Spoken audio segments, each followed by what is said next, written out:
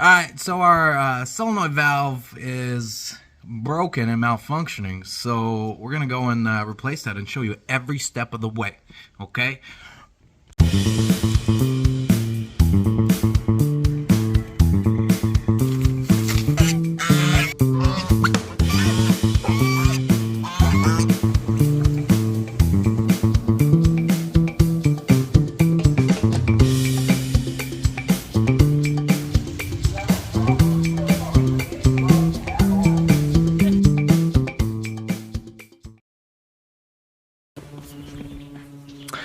All right, so the first thing you're going to notice is the entire pipe leading to the beer tank is completely frozen, just completely frozen. The solenoid valve is malfunctioning, and even when it is off, it is still allowing the propylene glycol to pass through and freeze the beer beyond what we want it to be.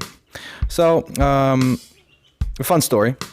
We're a very popular place. People love our establishment. They come around, they bring their families, their dogs, they hang out all day, every day.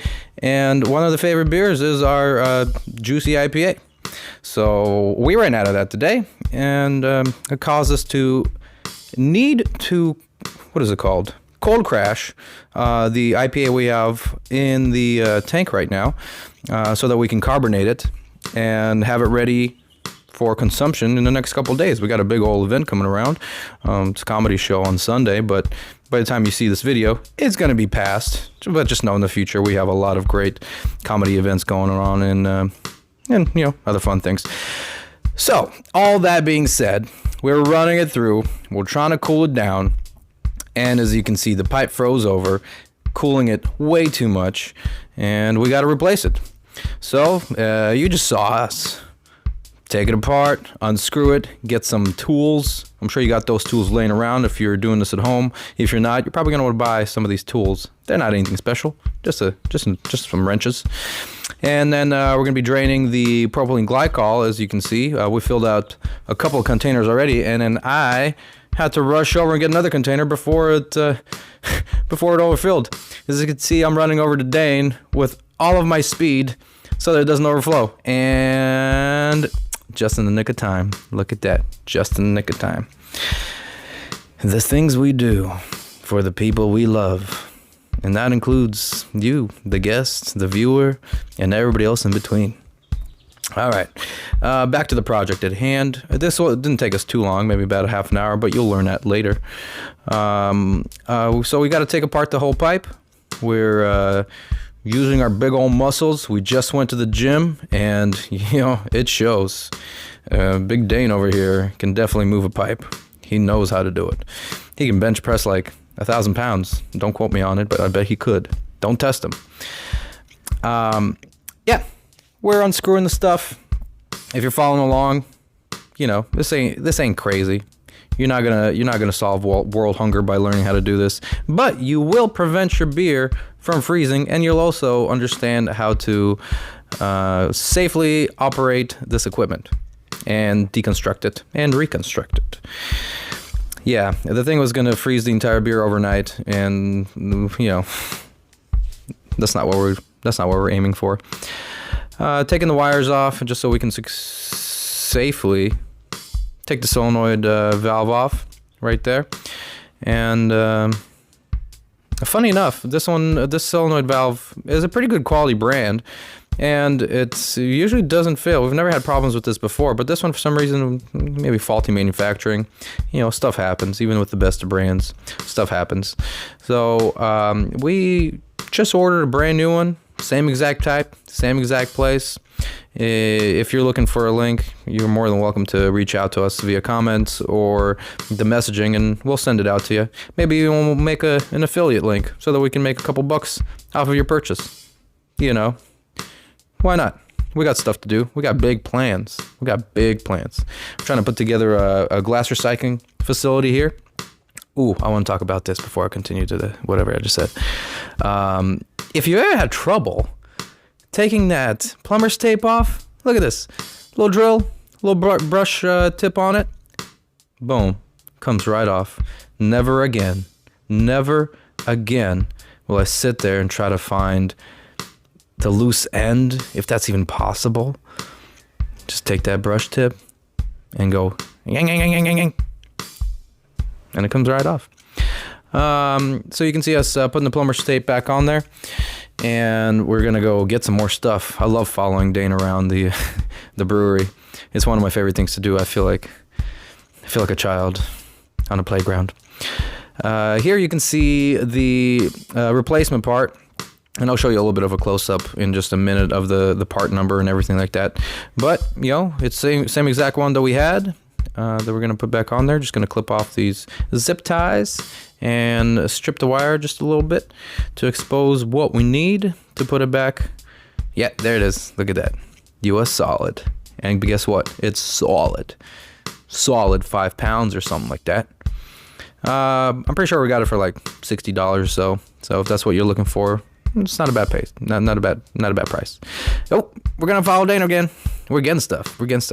You see how much cool things we have? We use that stuff too. Grain, feed, forklifts. Yeah. Get ready for an adventure, guys. We're gonna show you how to use and operate everything.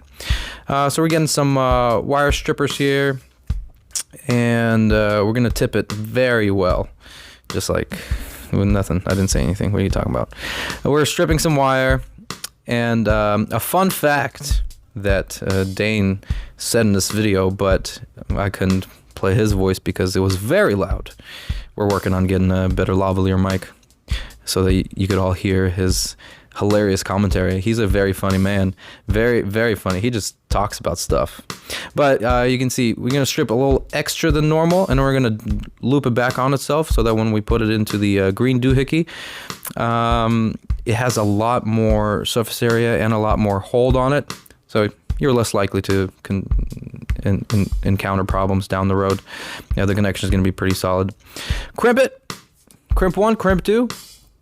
And then you're going to watch us walk right over to the place where magic happens. Here you can see we're doing the same old trick that we just taught you about. I'm going to use the little brush head. Take that thing off. And then we're going to wrap it super speed. We had a lot of coffee, so I don't know what came over him, but he just was going at it 100 miles an hour. How impressive.